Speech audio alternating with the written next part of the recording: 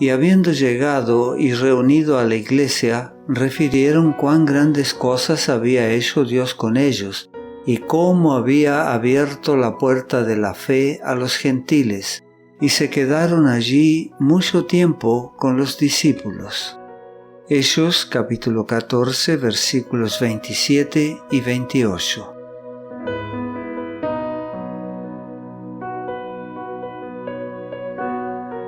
Al llegar a Antioquía de Siria, desde donde habían sido enviados para emprender su misión, Pablo y Bernabé aprovecharon pronto una oportunidad para reunir a los creyentes y les refirieron cuán grandes cosas había hecho Dios con ellos y cómo había abierto la puerta de la fe a los gentiles.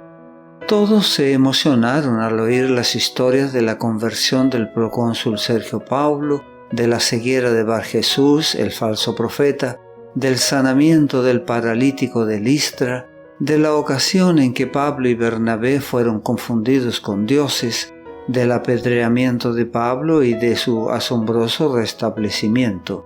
Pero lo más animador de todo era enterarse de que la predicación del Evangelio había logrado maravillosos resultados en todas las ciudades y que había conmovido no solo a los judíos, sino también a los gentiles.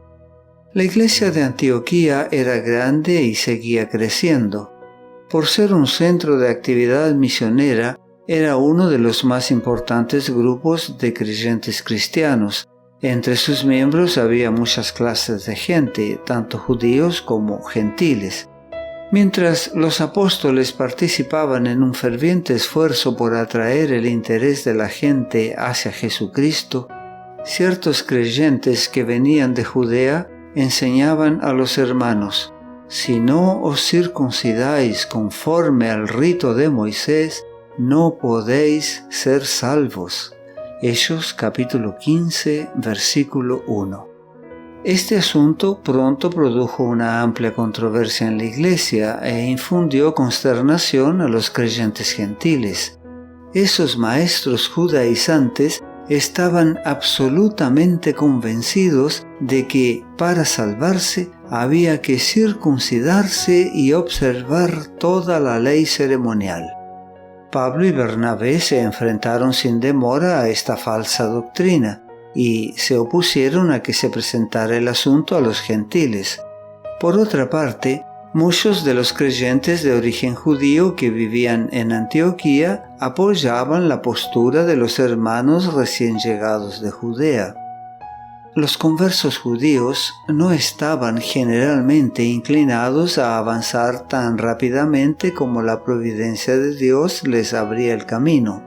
Por el resultado de las labores de los apóstoles entre los gentiles, era evidente que los conversos entre estos serían muchos más que los conversos judíos.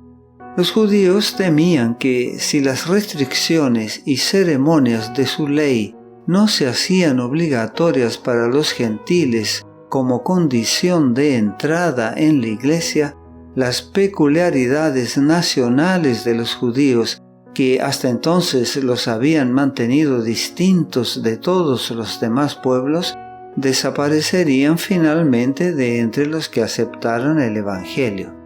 Los judíos siempre se habían enorgullecido de los rituales que Dios les había prescrito.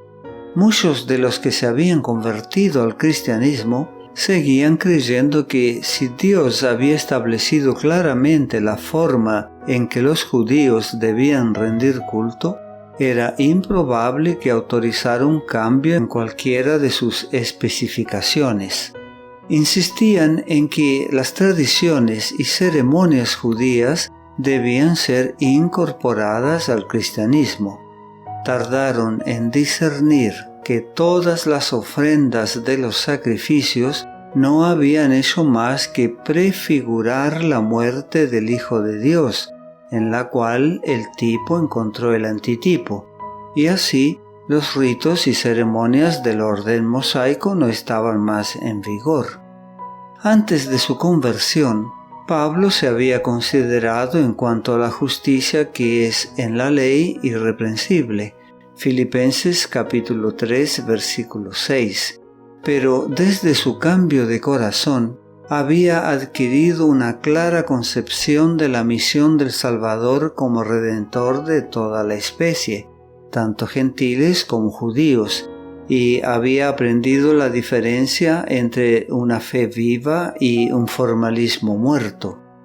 A la luz del Evangelio, los antiguos ritos y ceremonias confiados a Israel habían adquirido un significado nuevo y más profundo. Las cosas prefiguradas por ellos se habían cumplido, y los que vivían bajo el orden evangélico habían sido liberados de su observancia.